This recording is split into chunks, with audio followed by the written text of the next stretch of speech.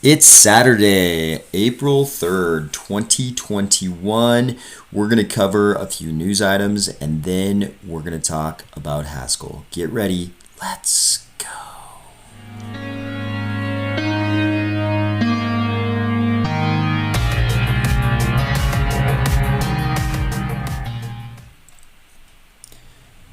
Okay, today's Saturday. I hope you all had a great Friday night and you are ready to start the daylight hours of your weekend at least.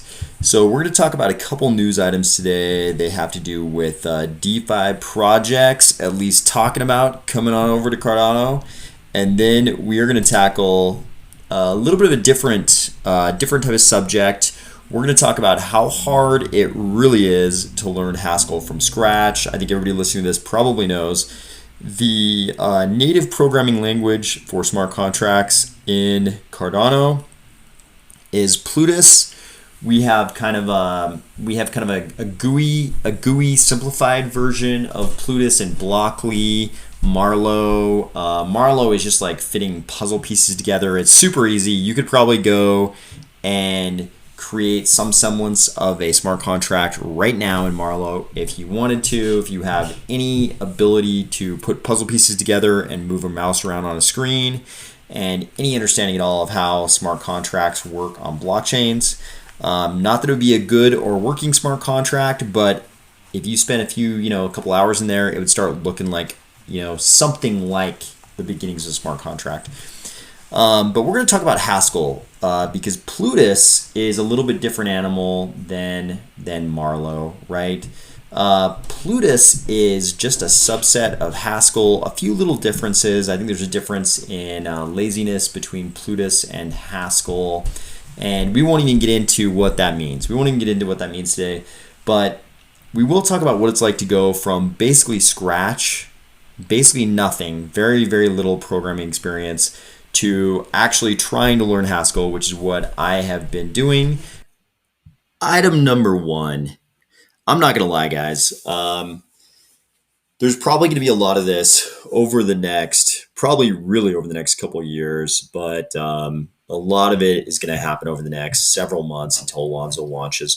There are going to be a lot of announcements like this. This is on Cointelegraph. This group, Occam.fi team and the Occam Association are announcing the upcoming launch of OccamRazer, which apparently is a DeFi launchpad. So there's going to be a lot of coverage of this kind of stuff. I don't know about the rest of you. I've never heard of Occam.fi or Occam Association before today. We won't really know when these press releases come out. We won't really know. Is this something big? Is this a bunch of bullshit? Like, we won't really know whether or not these are going to be a big deal. What kind of team is behind these kind of projects? We won't know. These could be like earth-shatteringly big developments for the Cardano ecosystem, or they might not. So I feel a little bit weird about covering these, and I'm falling on the side of covering these kinds of releases and just putting it out there so it's on your radar. I, however, have no idea. Is this going to be something very, very significant? Is it going to be something very insignificant? We don't know. All we know is that somebody called the Occam.fi team and the Occam Association are launching something called OccamRazer. They say it's going to be the first component of the Occam decentralized finance layer built specifically for the Cardano blockchain. I certainly hope this is going to be something gigantic and awesome, but I don't think we'll really know. I'm gonna report these to you as they happen. I'm going to try to, at least, just so that they're on your radar. So if this does turn out to be something significant, you will have seen it coming, or at least it'll have been on your radar. So OccamRazer, a DeFi product coming over to Cardano. Hopefully more and more will come out about this, and we'll find out how significant we think this is going to be. OccamRazer. Okay, number two, we've got not just one, but two of these today. So this project, Orion Protocol, becomes the first liquidity aggregator to Cardano blockchain. This article on CoinMarketCap even says Orion Protocol partners with IOHK. I cannot say for sure what's going on here. Is this a deep level partnership between Orion Protocol and IOHK, or is Orion just notifying the world that they're coming to Cardano? I don't know exactly what's going on, but they say they're going to be the first liquidity aggregator to the Cardano blockchain. And I think, and it looks like they mention, let's see, the word droplet has been sprinkled, has been dropped, no pun intended, in that second paragraph there. Again, we don't really know. We don't really know how big these projects are going to be. We don't know if they're going to be very significant, very insignificant. But I'm going to try to report these to you as they sort of appear.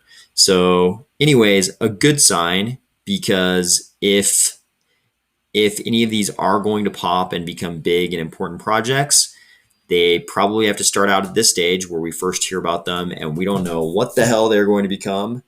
But I hope they all become something very valuable that we're glad to have in our ecosystem. And there it is, Orion Protocol.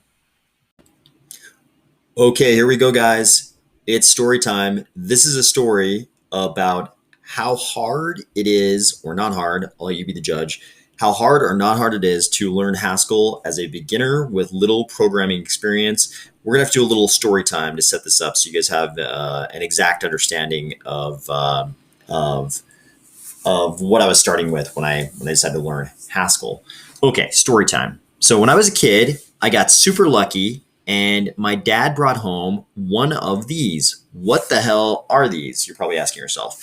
TI 99 4A. So he brought home not one of these fancy ones with the metal on it that cost the equivalent of $1,476. No.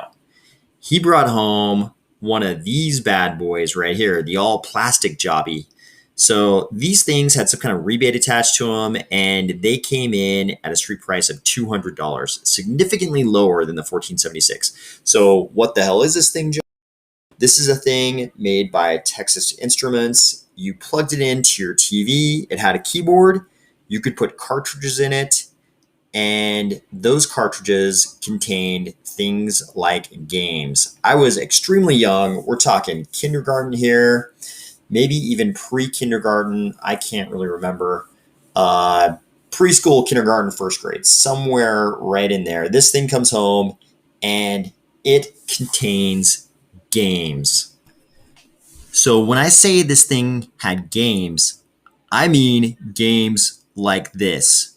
Look at this. Hunt the Wumpus. What the hell is a Wumpus? No one knows, but it's this scary ass looking thing in this bush over here. It looks like a bush. Maybe it's a cave.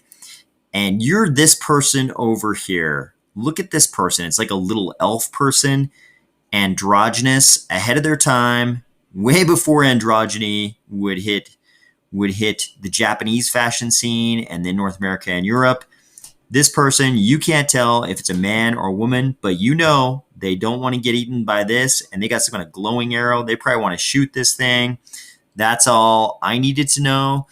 The title screen looked like this. The hunt is about to begin, but be careful. Wumpus. They show like this bat thing, and then they show this red thing. This thing is the Wumpus. These things are around too.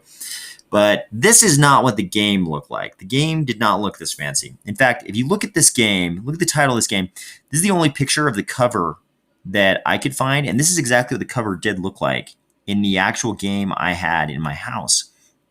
But if you read that part in the dark red there, it says, an exciting simulated hunt in a hidden maze of caverns and twisting tunnels. Seek out the lair of the Wumpus. And in this particular, this is the only image I could find in Google image searches. Hopefully there's a better one. But in this one, because of the age of the paper box it came in, it looks like it says, while avoiding penis along the way. You are not avoiding penis in this game, despite the androgyny of this character. The goal of the game was not to avoid penis. That's actually supposed to be perils, while avoiding perils. I know some of you guys are going to read this and think it says while avoiding penis. It says perils. We're avoiding perils. Anyways, this is not what the game looked like. This is what the game looked like. You can see the little Wumpus there, and if you walk within like one of these little circles or two of the circles from him, I guess it's two, counting now. If you walk within two of the circles, you run into a red one that kind of warns you. There are also bats, and I think these green things, these might be like slime, a slime cavern or something like that. So, needless to say, even as a kindergartner, first grader, preschooler, whatever I was, after you get your ass eaten by the wumpus like a billion times, you get a little bit bored of getting ass beaten by the wumpus. And you look for other things to do on your little hook up to the TV computer system. Using that little keyboard and cartridge system that hooked up to one of those big giant box TVs, like with a wood case and everything, using one of those systems, you could also make little programs in this programming language called TI Basic, which was very basic, right? This was a very, very simple programming language, not powerful at all, at least in the form I had access to it in. But even as a little kid, you got tired of Hunt the Wumpus, and there was no GameStop to go buy more games for this thing, right? I'm sure a whole bunch more games existed for it, but they did not exist in my house. But I had this little computer thing. So I started writing. There was like a manual that came with it that told you how to write programs. And so I started writing little programs. And I mean little programs. Like the most I did, I think, was get the computer to tell the TV to make a tone. It made this sound, and I think you could pick like the pitch of the sound based on numbers, and maybe you could change like the color of the screen, choosing the number that corresponded to the color. And you might be thinking to yourself, oh, this is going to be a story about how, from tiny acorns grew a great career in computer programming. Not the case, my friend. What actually happened was that was all the programming I did. First grade, the TI 99 4A goes into a box, and I did no other programming for decades and decades. For decades and decades, this was the only programming experience I had. So fast forward to today, and I start becoming involved in all of this crypto blockchain stuff. I realize if you're going to build projects on any blockchain, you should have some kind of familiarity with how those programs work. You should have some kind of familiarity with how those programs work. And if you're actually going to build stuff, you should probably learn how to program in a language that those blockchains are susceptible to. So I found out that Ethereum had smart contracts, right? This is several years ago, before Cardano smart contracts were even in the public eye, right?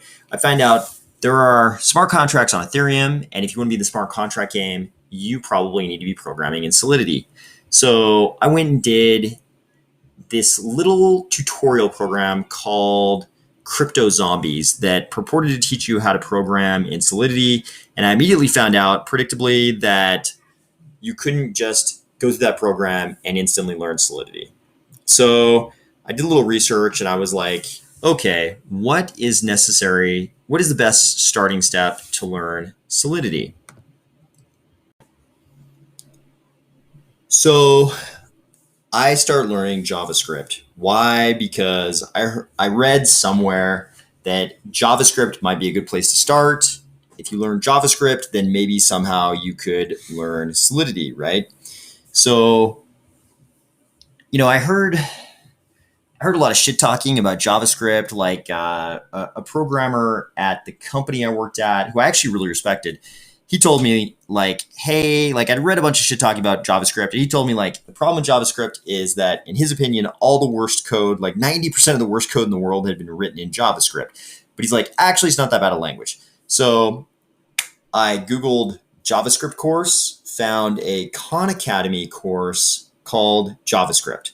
So I started doing that course, and it turned out that course was like, to me at least, it seemed like it was really heavily aimed at creating graphics in JavaScript, but it's actually a really fun course. So I did that course. I can't remember if I did the whole thing or if I did like 75% of it, but I was starting to be able to code things in JavaScript by the time I got done with that course. It was pretty fun and not that hard, pretty easy. And eventually I got to the point where I made a little dice game. For there's a game, not a board game, but a type of game my friends and I would play at parties. And it doesn't have numbers on the dice. It has like animals on the dice.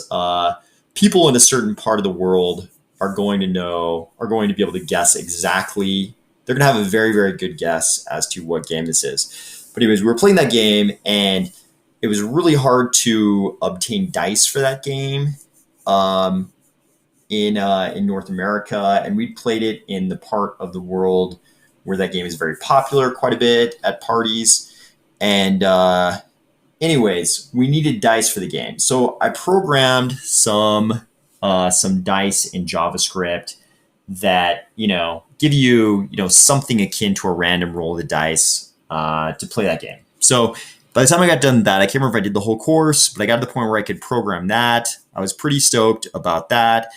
Not a good JavaScript programmer by any means, but I went through the Khan Academy course, which I'm sure a lot of people listening to this could just breeze through that course pretty easy. And I was pretty much done with JavaScript at that point. But instead of going back to Solidity and trying to give Solidity a decent effort, I discovered Cardano at that point. And I realized immediately that I actually didn't want to create anything in Ethereum.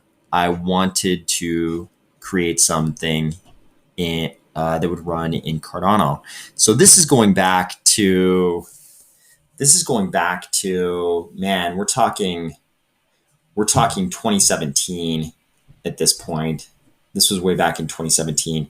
So like 4 years ago. So I switched, and immediately I was like, man, I think I really want to learn whatever language would be necessary for writing smart contracts in Cardano. So I started learning more and more about Cardano, and immediately I figure out, hey, smart contracts in Cardano are written in Plutus, and Plutus seems to be a subset of Haskell, but really just Haskell. So I Google, how to learn Haskell.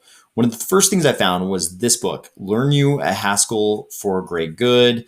I believe this is going to be a part of the curriculum for the Plutus Pioneers program that'll be starting like next week. But I found this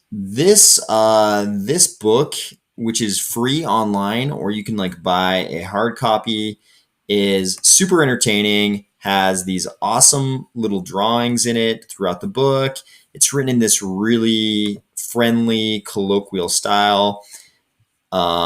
It's fantastic. However, me having only done a tiny bit of JavaScript, and I cannot overemphasize how little JavaScript I could do after that Khan Academy course. I kind of understood how all that worked. But the thing about Haskell is that Haskell is a functional programming language, right? And things like JavaScript is an imperative programming language. So in programming languages like JavaScript, you basically give the computer instructions. You tell the computer, hey, do this, then do this. If this happens, does this. Unless that happens, then do that kind of thing. In Haskell, you don't do that. In Haskell, you write a function, right? Like here's a function. Basically, you're telling the computer, hey, I'm going to give you a function. And that function, just like in math, if you took algebra in high school, just like in math, that function is going to have an input and an output. And, I'm going to possibly nest functions within functions. I'm going to put like a function inside another function so that I can accommodate more than one input and more than one output, that kind of thing. And then the outer function is going to return an input. The input of the outer function is going to be the output of the inner function, and we still end up with one output. But that's how you're going to figure out what to do, computer, because I'm going to write a function, and then I'm going to give you an input to that function. So a very different very different like framework for giving a computer instructions. So having done a tiny bit of imperative programming, I went through Learn You a Haskell and I couldn't tell what the hell was going on. Some stuff I understood, but it was just so different. This didn't help out a lot. So I knew that this alone was not going to be enough for me. Maybe that means I'm a bad student. So next up, I found the YouTube channel of this guy, Derek Banas, and he had a 1 hour and 16 minute long tutorial where he just went through that website I just showed you, Learn You a Haskell for Great Good. And this guy is some kind of genius. He just busts through the entire book basically in 1 hour and 16 minutes and explains to you how to do everything that the book describes, as near as I can tell. So I also listened to this several times, still had no idea what the hell was going on, much to my disappointment. Finally, I saw an AMA where someone asked Charles, hey, how the hell do you learn Haskell? And the book he recommended was this book right here, haskellbook.com, Haskell Programming from First Principles. So this book is $59 and it is something like 1,200 pages long, written by these two fine people. And I just bought the damn book. I didn't buy a hard copy of it, but I bought the digital release and I got that book in PDF form. So when you get this book, you know there's a lot more instructional material in there than in Learn You a Haskell for Great Good or in obviously Derek Banas's hour 16-minute long YouTube channel. So you're pretty excited. You're like, okay, great. They're going to walk me through this real easy, ease me into Haskell. I think even on this promotional page here, they have all kinds of information about how Haskell doesn't have to be frustrating. Haskell is not a difficult language. Haskell is difficult to teach effectively. My experience was consistent with all that. Haskell was obviously not being taught to me effectively, or I was just a really bad student, right? So I started going through this book. First chapter of this book, they basically talk to you about how they're going to teach you Haskell, right? So far, so good.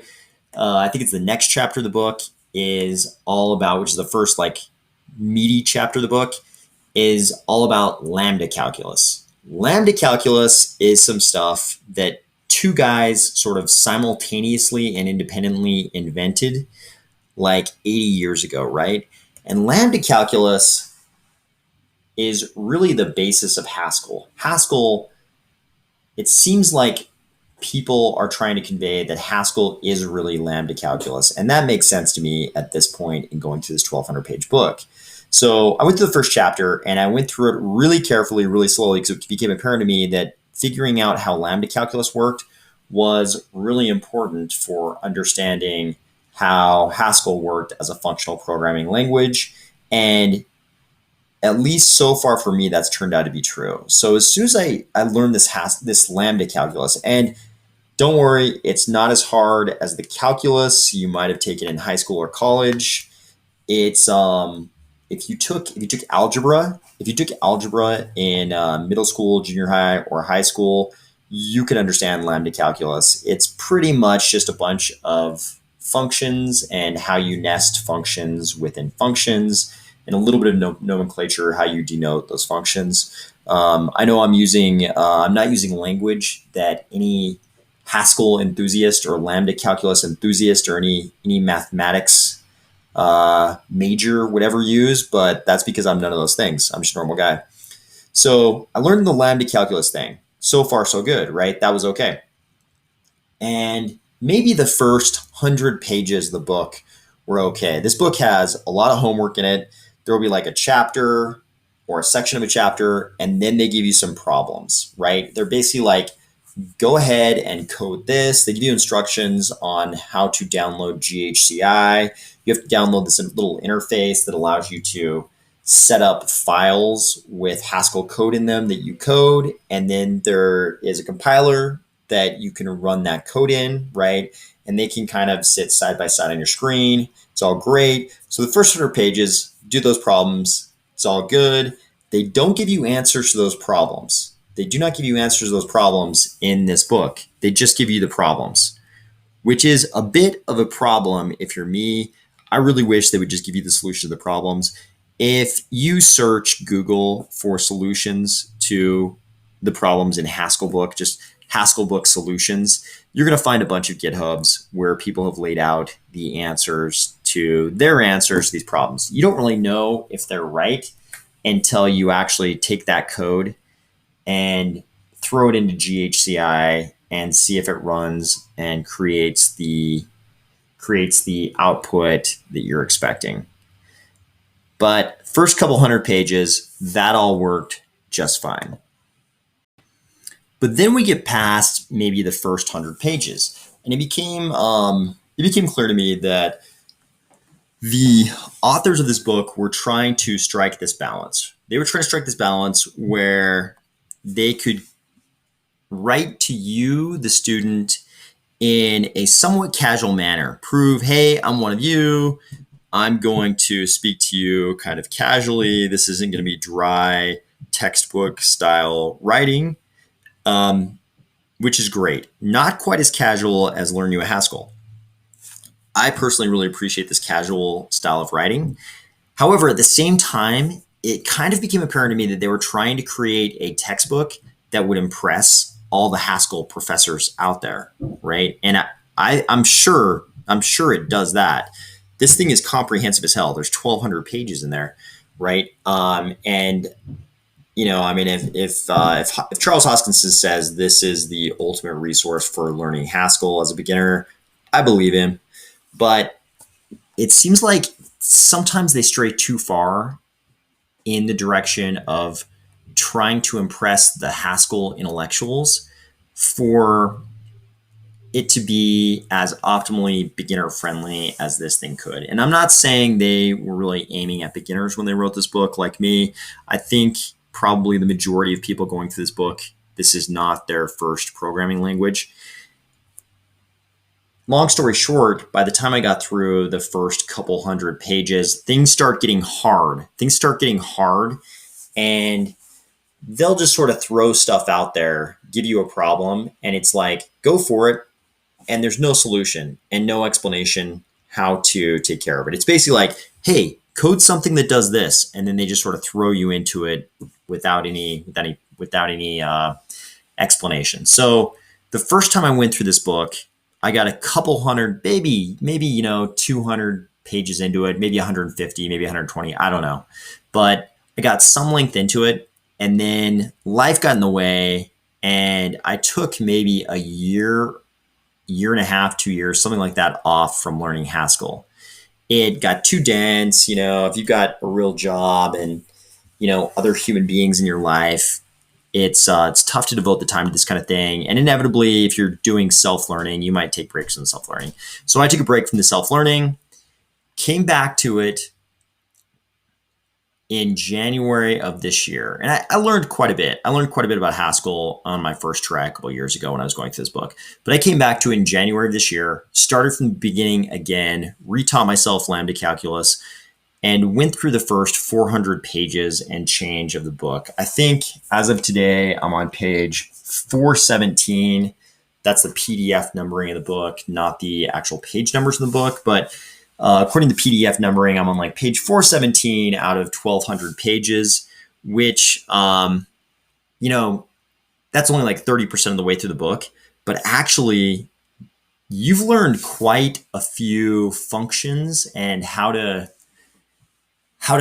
use functions with each other, how the functions interact with each other by the time you get to that point. Like, I feel like I've learned quite a bit of Haskell, right? I don't know. The next question is, how helpful was learning JavaScript, learning whatever amount of JavaScript I have in my brain? How helpful was that before learning the Haskell? I have no idea. I don't know. I'm sure it didn't hurt, but I can't actually say that was super helpful, because the programming paradigms between an imperative language like JavaScript and a functional language like Haskell are so different. I don't think if I would have taken that same amount of time I put into the Khan Academy JavaScript course and put it into Haskell, I don't know if I would be any further behind now than where I actually am. So where am I? Where am I on this Haskell thing? So right now there's certain things like if any kind of like basic fundamental thing, I feel like I could sit down and write that. If I needed to do that in Haskell, I could sit down and do that. And if I couldn't, if there was something a little bit less ordinary, I could easily find the resources in Google to figure out how to do it. Maybe not easily in all cases, but basic things. I think I could probably find what I need in Google, and I would probably understand it. Okay, so that's Haskell, but what we're really after here is being able to write smart contracts in Plutus. So at 417 some odd pages into this book, I think I've got a pretty good grasp of very basic Haskell. I mean, I'm sure there might be people who would listen to this who've been doing Haskell for years and would say, "Hey, you are the most beginner of beginners. You don't know shit about Haskell," and I'm sure they are 100% right. But I do know a lot more Haskell than I did when I began, and I can actually look at Plutus smart contracts, like examples given in the Plutus playground, and I understand a hell of a lot more what's going on. The pieces that I think maybe I can't learn from this book are the blockchain specific pieces, right? It's like obviously with Plutus, we have things that are going on chain and off chain. And I understand at least the format of Haskell now enough to sort of piece together how the puzzle pieces are fitting together. I may not know what some of these blockchain specific things are actually doing or how they function on the blockchain, but at least I can read the contract and say, okay, that little puzzle piece right there, that little function or that little call, like I don't know what that one does, but I understand how it interacts with these other pieces. I'd say I'm at a basic level of understanding. Could I sit down and write a Plutus smart contract right now after 400 pages of this book? No, I think I need to learn some more about what's going on with the blockchain specific pieces. When I sit down and write a smart contract in Marlowe, though, and then I look at the way it's represented in a Plutus smart contract, I pretty much know what's going on there. If I wrote that smart contract in Marlowe and it's presented to me inside a Plutus smart contract, I think I kind of know what's going on. So that's where I found myself after 400 pages of going through this book. I have obviously no idea yet what it looks like when I've gone through all 1,200 pages of this book. I'm sure I'll have a very different perspective on things, when I'm at page 800 and when I'm at page 1,200. And there are a lot of things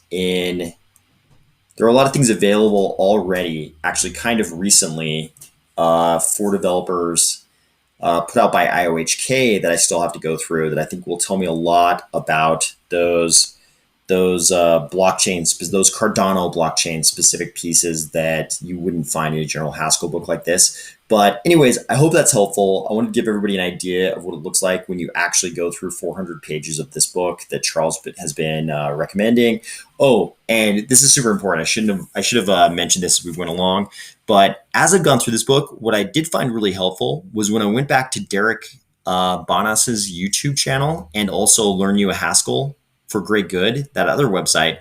When I ran into problems in this book, I would go back to those resources, and they actually got me through some pretty big plateaus.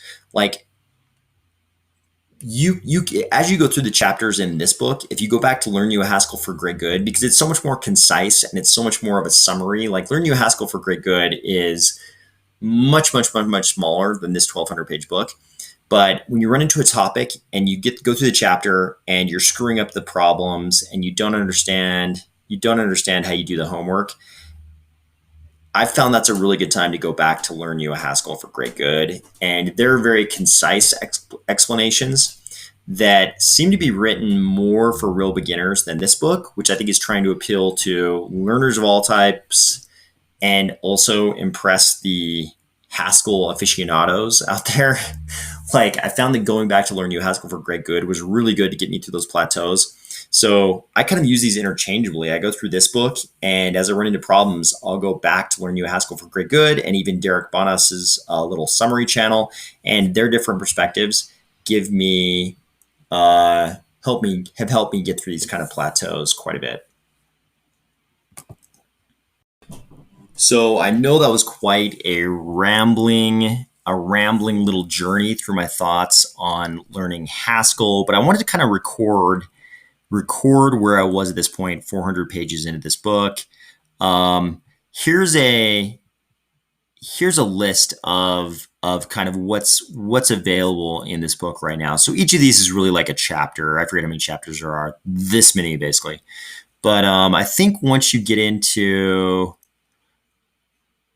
about right here, once they start talking about types, it gets a little more complicated. Functions, recursion is kind of the first big thing you really have to wrap your mind around. Recursion, folds gets a little complicated. And where I'm at right now is right here, algebraic data types. It starts getting complicated. It starts getting a little bit complicated, I would say. Like all this is pretty consumable. And then right here starts getting a little bit more complicated. You have to understand how types and type classes work. Functions, they're going to be what you think they are at that point. And then recursion, there's some things you really got to wrap your head around a little bit. But is it worth it? I think a lot of people are probably thinking like, is it worth it to learn Haskell? We now know that because of all the K framework stuff, you could just learn JavaScript. You could just be the island, the pond, and the sea paradigm is that they want to have the island. That'd be people like programming, if I'm understanding correctly or remembering right, that'd be people programming directly in Plutus. You've got the pond, which is people programming in Solidity and porting it over to Plutus. And then you've got the sea, which is all the traditional programmers, JavaScript, C, all that kind of stuff. And the K framework stuff is going to allow them to port their smart contracts written in those languages over to Plutus as well.